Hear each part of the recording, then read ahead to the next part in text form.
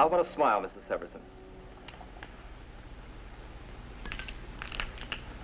Are there any other questions? Dr. Severson, in addition to receiving the Clevenger Award, I understand you've been named director of the Haas-Wellborn Scientific Research Institute. That is correct. When do you take over your new duties? The first of the month. Did you have any idea you were being considered for the post? None at all. It came as a complete surprise. Was it the same with the Clevenger Award? Very definitely. We were in Bombay at the time. As a matter of fact, both letters came within a week of each other. You didn't happen to return by way of Kosan, did you? Kosan? Yes. Oh, yes, we landed. We were there a few hours and then took off again. Oh, you were lucky. Lucky? Yes, haven't you read the papers? No. Well, an epidemic has broken out there. Epidemic of what? Bubonic plague. Supposed to be the worst in modern times, in the Far East, that is. Oh, no, I hadn't heard. Well, the whole city's under quarantine. They're rushing in doctors, serum, medical supplies, everything. Oh, I'm sorry to hear that. Very sorry. Well, gentlemen, if you'd excuse me, I have another appointment. Yes, certainly, Doctor. Thank you for your time, Dr. Severson. Not at all. I appreciate your interest in coming. Goodbye, Doctor. Goodbye. Goodbye.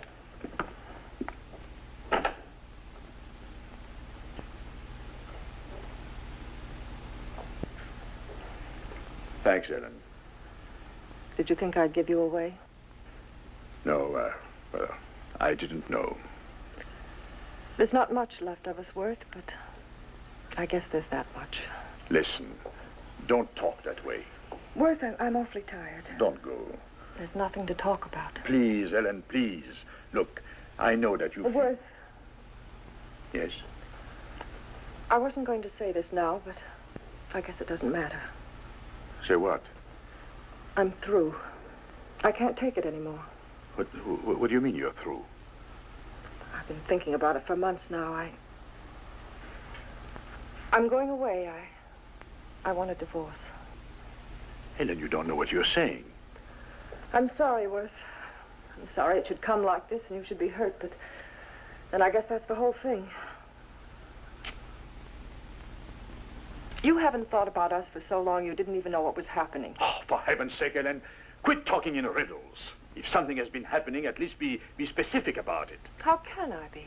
There's no specific time when a marriage begins to go bad. It just does, that's all. Dies a little in 100 ways you're not even aware of at the time. Ellen, you're imagining something that doesn't exist. For me, it does. Worth, I don't even know you anymore. It's like living in a house with a stranger. I can't live that way. Wait. It's this affair at Kosan. Yes, it's that. But it's also all the things that went before. I'm sorry, Worth. But not now. Not at this time. It isn't a very appropriate time, is it? Oh, I didn't mean it that way, you know it. We'll wait until everything's over. I don't want to embarrass you.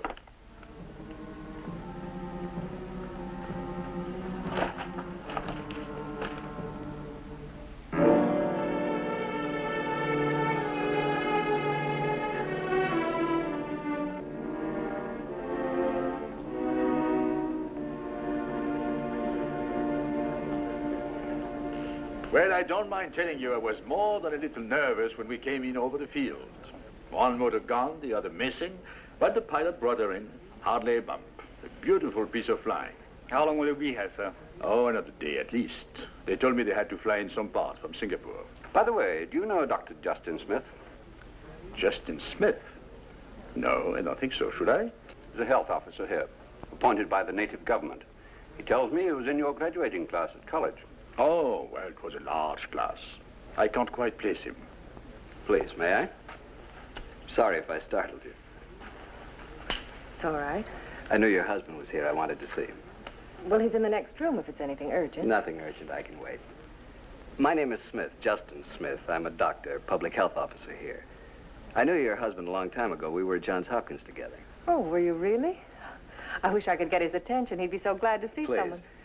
Perhaps I shouldn't have put it like that. What I meant was that we were merely in the same class. I don't think he'd remember me. Of course he would. No. You see, your husband was very brilliant even then. His friends were those on his own level. With me, well, I was one of the slow ones. I guess medicine's never been easy for me. Shall we sit down? I'm sure Worth will be out shortly.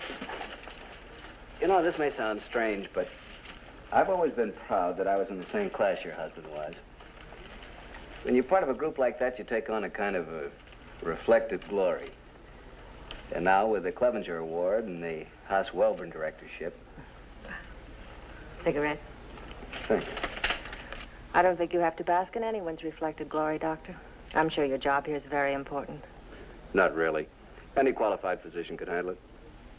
To be where you're needed. What more could you ask? Thank you.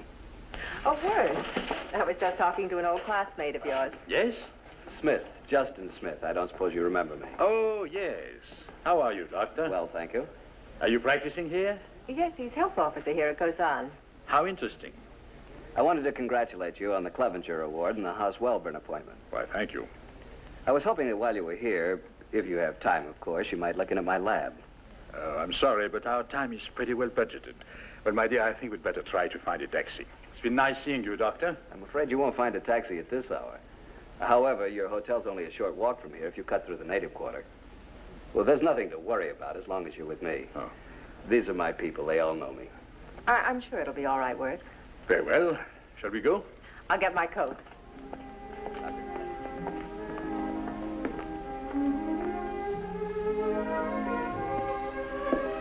Are you sure you know where you're taking us, Doctor? Of course I do. Please don't be worried. No, we're not. At least I'm not. Doctor, Yes, what is it, boy? my father, he's sick. Please come. You'll have to excuse me. Well, what are we supposed to do? If you'll just wait here a moment. Alone? Here in this section? Doctor, believe me, there's no danger at all. Come, please, Doctor, hurry. Worth, what's the matter? Well, I think it's obvious what's the matter. This man forces himself on us, leads us heaven only knows where. He was only trying to help us. But I don't need his help. Come, we're getting out of here. I think the boulevard is this way. No, we can't just leave like this without saying anything. I said we're going. Dr. Severson. Oh, we're leaving, Dr. Smith. I'm sure we can find our way. Doctor, would you mind stepping inside a moment? I beg your pardon. I wonder if you'd take a look at the patient. I think... Well, I'm not quite sure of my own diagnosis. Well, Worth. very well. No, Mrs. Severson. Well, I'm certainly not going to let my wife stand out here alone. I'll have the boy wait with him. Lucy, you stay here with Mrs. Severson.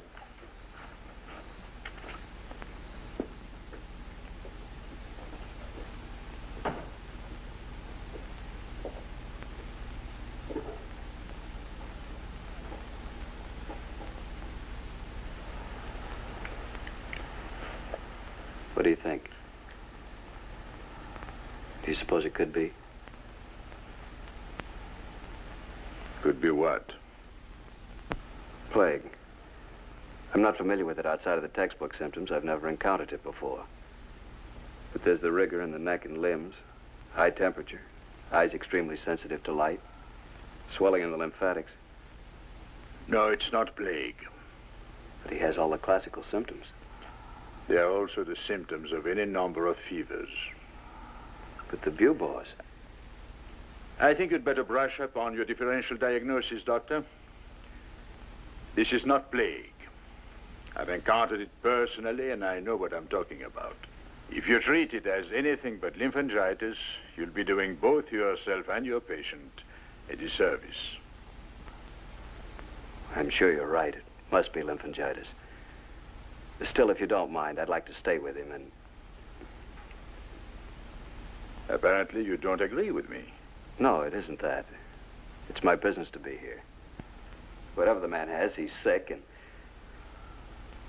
Thank you for looking in. I needed some sort of reassurance. It's quite all right. I'll have the boy take you back to your hotel.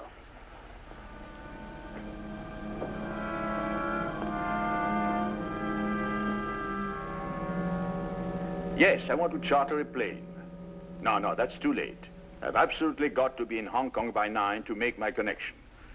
But it's only a 2-hour flight. Surely you... All right. The sooner the better. Oh, one more thing. Send a car here to the hotel to pick us up. We'll be ready in an hour. Right. Worth, Yes? why are we leaving? Because we're leaving, that's all. Well, is it because... Well, I mean, does it have anything to do with Dr. Smith or something that happened while you two were together? It hasn't anything to do with him. Why do you ask such question? Don't get so upset, Worth. What was it? What was what?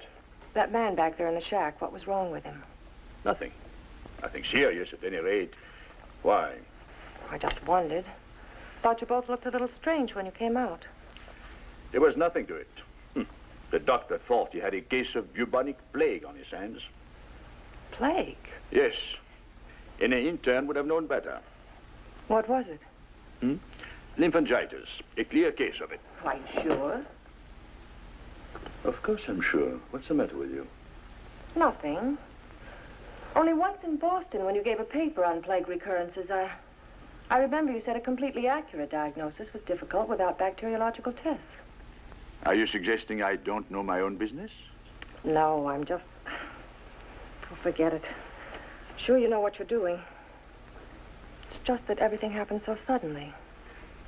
It almost seems as though we're running away from something we shouldn't be running from. Suppose you let me worry about that.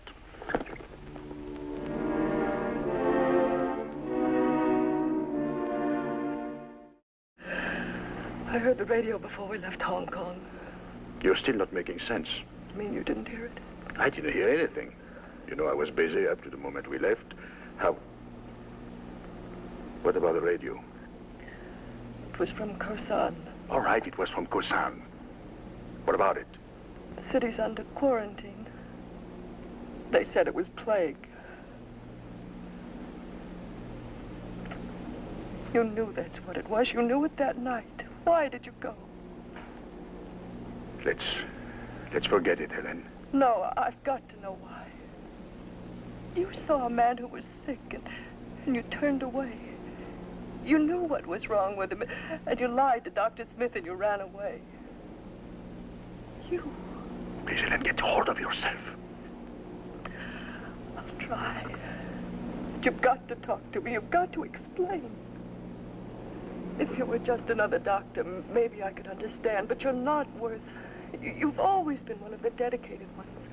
More than anything, I know what being a doctor means to you, and suddenly everything smashes up. That's why I'm frightened, and I don't know what's happening to you or to me. You've got to tell me. There's nothing to tell. I made a mistake, a wrong diagnosis. That could happen to anyone.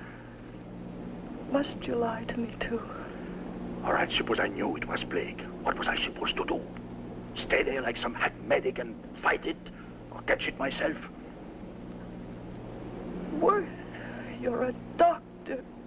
As you say, there are doctors and doctors. I happen to be in a somewhat different category from your friend Smith. I'm sure even you will recognize that my job at Haswellburn is a trifle more important to the field of medicine than chasing a few bugs in a pest hole. As far as contributions to medicine go, I believe the Clevenger Award about answers that question. You've always been realistic, Ellen. You might try to be right now. Believe me, I hate to say this, but it is simply a case of expendability. Who is more important in terms of future contribution, Smith or Severson? You see, there is only one answer. I don't pretend it was an easy decision or a heroic decision, but it was the only one.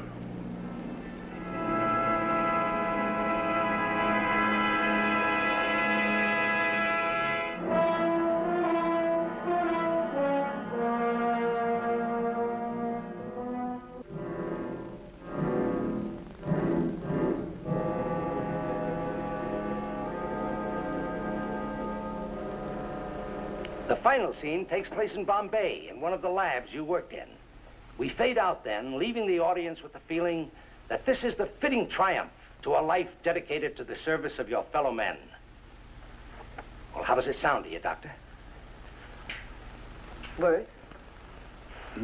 Mr. Kennedy wants to know if you approve the script. Oh, yes, of course. It's very good. We've gotten Edward Storrs for your role in the dramatic portion. I think you'll like him. I'm sure I will. Margaret Anders will play you, Mrs. Severson. Roughly the first 18 to 20 minutes of the show will be devoted to the dramatization of your work. Then we'll have the presentation of the award And after that, your acceptance speech. Oh, by the way, you'll be interested in this. We got the word this morning. The show is going to be televised nationally. I see.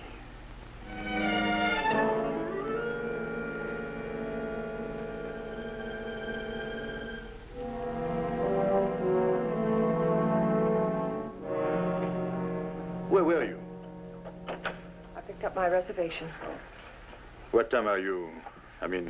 Not until 10:40. Are you going to... Yes, I'll be at the studio. I'll also be at the reception afterward. No one will have to know about us. Ellen, don't you think that after the show we might sit down quietly and talk this over? We've been under such a strain. There's nothing more to talk over. Please, Ellen, cancel the reservation. After the show is over, we might settle down again, and perhaps things might look different to you. Are you going through with it? What do you mean? Are you really going through with it? Of course I am. How can you? I don't understand. How can you possibly? Because I can, and I am, that's why. Don't you get it through your head? I've earned this. I've earned every bit of it. All my life I've been working for something like this. I didn't coast into it. I came up the hard way. Do you think it was easy at City Hospital? Even after I was made chief of staff? And when I finally got into research, what about the tests and experiments? 872 failures before we came through with it. 16 years of my life failing and driving myself back once more for another try. Sure, I made it. One day I made it after all the anxiety and self-torture that went before. I made it, and for the first time things began to break for us. I knew what it was to win for the first time in my life. You don't know what it means, Ellen. You've always been contented with what you had. But I wasn't. I was always hungry for what I've got now. What I'm going to get publicly tonight. And you say, am I going through with it? Of course I am. I've earned it. It's coming to me, and I'm going to take it, no matter what. No matter what.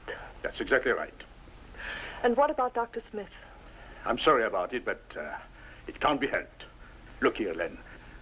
I've given my life to medicine. I've given more than 1,000,000 Smith could ever give.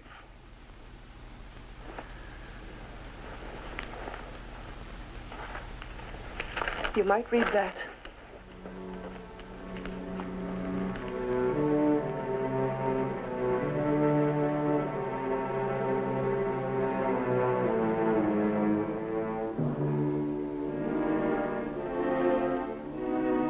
Dr. Wiley, any sign of... No, and we've checked everywhere. Then we'll have to get someone to accept the award for Severson. I don't know who I can Just get. have him say I'm accepting in the name of Dr. Severson, who has been unavoidably detained. All right, I'll see what... Oh, there he is now. You'd better take your seats, gentlemen.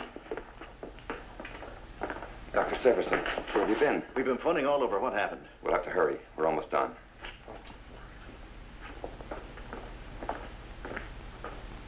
And so it is that the story of Dr. Worth Severson, which ended that day in Bombay, has its more fitting and complete ending with us here tonight. Dr. Severson?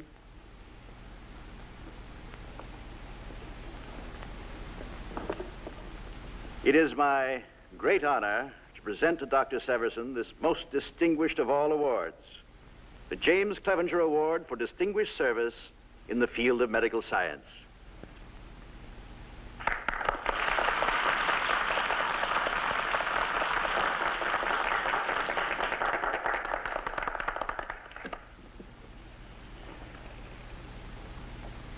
Many years ago, when I graduated from medical school, there was a man in my class named Smith. I didn't know him at the time. In the intervening years, we each made our own particular ways in our profession, not knowing each other. My way was summed up tonight in the drama you saw. It ended with this award. Stand by for something. This isn't the speech he prepared. The way that Dr. Smith followed led him at last to a far eastern city called Kosan. That's where we met, less than 2 weeks ago. Dr. Smith had not been what we would call a successful doctor. He was a public health officer there, appointed by the native government. It was a very obscure post, but in his way, as best as he could, he was carrying on the functions and the deeply hallowed traditions of a physician. One night we met. We both were called to the bedside of a native who was desperately ill. The diagnosis of Dr. Smith was correct, but because he was uncertain of it and because he was inclined to defer to me, he sought my advice. I misled him. Yes, deliberately. I was in a hurry to return to the States to take over another assignment and to accept this award, which I'm afraid meant more to me than anything else. There were perhaps other motivations, but these at the time were the important ones. So I returned, and Dr. Smith remained behind. Before I came here tonight to accept the Clevenger Award, I came across this item in the paper. It was lost in the account of the plague epidemic that struck Kosan. One of the casualties of the epidemic was Dr. Justin A. Smith, a public health employee of the government, the only doctor in the city at the time of the outbreak. Well, an honor was given me tonight which I cannot accept.